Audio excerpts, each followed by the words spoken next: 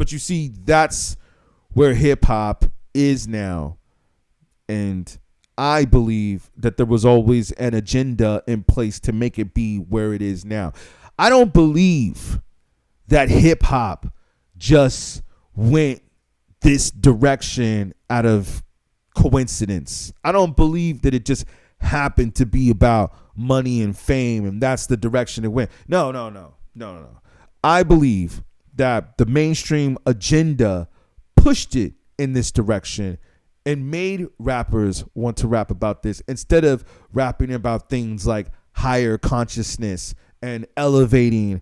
And, I was just listening to a couple other people talk about this where they said, like, we need to raise the bar of intelligence to where, once we're at a different level of understanding and intelligence, we don't need to have all these laws and these rules where we would just understand each other at a higher consciousness. The music is not talking about this at all, but there was a short period when it was. And you know what that was? That was called the Golden Era. Go check that out. Go check that out, man. Go check that out. It's Golden Era. Yeah, this was a good one right here with this was a good one right here. Check this out, y'all.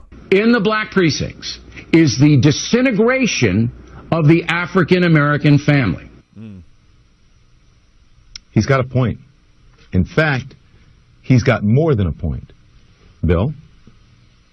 Raised without much structure, young black men often reject education and gravitate towards the street culture, drugs, hustling, gangs.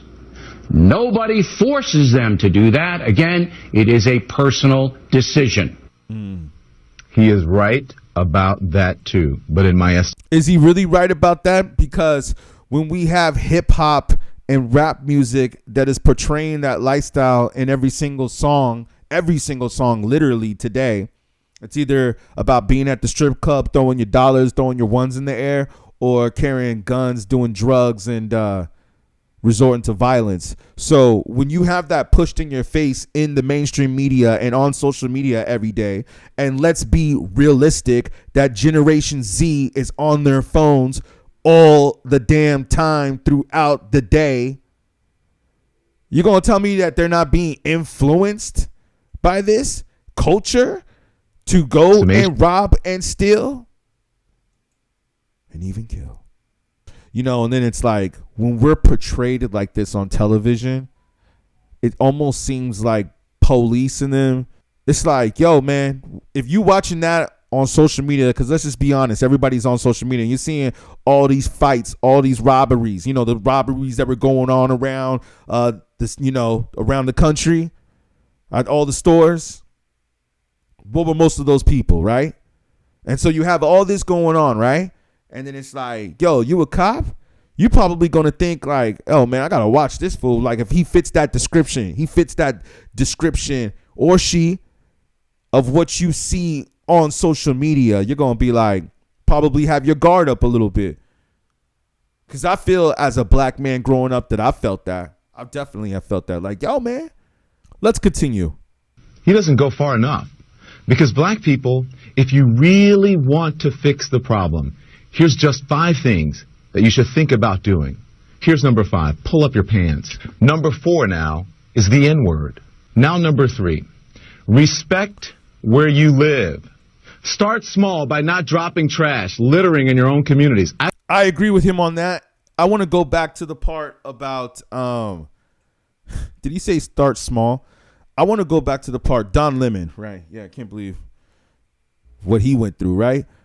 Was that racism? We'll come back to that later. But yeah, what he said was the N-word.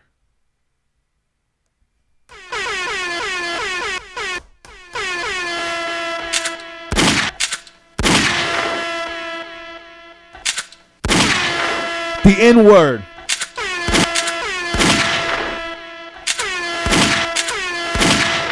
I wonder, is that a word that we really should be using? Now I understand sometimes it might just slip out like, yo, You know what I'm saying? But we ain't going to do that on this show because we're going to analyze it. Let's really analyze that. Like the N-word. Should we be calling ourselves niggas? Or should we be calling ourselves kings? Should we stop saying that word? I'm starting to wonder, yo. I'm starting to think that maybe we should. Because people forget that words have power. Let me repeat that. Words have power. And not only do words have power, I mean, if you don't believe me that words have power, look at Jay-Z in the Brooklyn Library. That's proof right there that words have power. That whole concept, that whole structure of what's going on over there, or the energy. Yes, the library was already there, but what's happening there now all happened because of powerful words. So we got to ask ourselves, man, it's like, okay, when you say certain words, it brings certain frequencies out. So you start thinking like, oh, okay, if I say this word, it could change the frequency level. So that's why I choose to use certain words that are always enlightening and inspiring. I choose to always use words like that. I don't use words that are negative, I guess is what you could say. I don't use words that are negative, especially towards myself. And I don't understand people that do that, because have you ever noticed that people that always speak negatively of themselves always seem to have more and more issues? So that's why it's not wise to speak negatively, period. The trash part, this part right here where he came with the trash, is very true, because this is all over the country. This doesn't matter which hood you're in. I've lived in 3. Respect where you live. Start small by not dropping trash, littering in your own communities. I've lived in several predominantly white neighborhoods in my life. I rarely, if ever, witness people littering. I live in Harlem now. It's an historically black neighborhood. Every single day I see adults and children dropping their trash on the ground when a garbage can is just feet away. Just being honest here. Number 2. Yeah, he's definitely right about that. I have definitely witnessed that too, where I've seen people in, I'd say, not such nice neighborhoods just eating food on a plate and just throwing it on the ground. Like right after they just finish eating, they just throw the plate right on the ground or just leave it there. And there's like a trash can right there. There's a trash can right there. Finish school. You want to break the cycle of poverty? Stop telling kids are acting white because they go to school or they speak proper English. Over the course of a career, a college grad will make nearly $1 million more than a high school graduate. That's a lot of money. And number 1, and probably the most important, just because you can have a baby, it doesn't mean you should, especially without planning for one or getting married for. Okay, we'll stop it right there.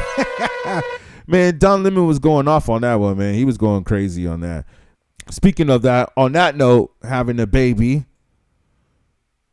I'm not 100% sure when that was recorded, but I will say that I think we both know that that ain't true for the school thing no more. That don't apply no more today. Yeah, man, we're going to see how this unfolds right here. This is just makes you wonder, is black culture suffering from rap music? Because we only hear about this drama going on in black culture. Never do I hear this ever going on really with any other culture.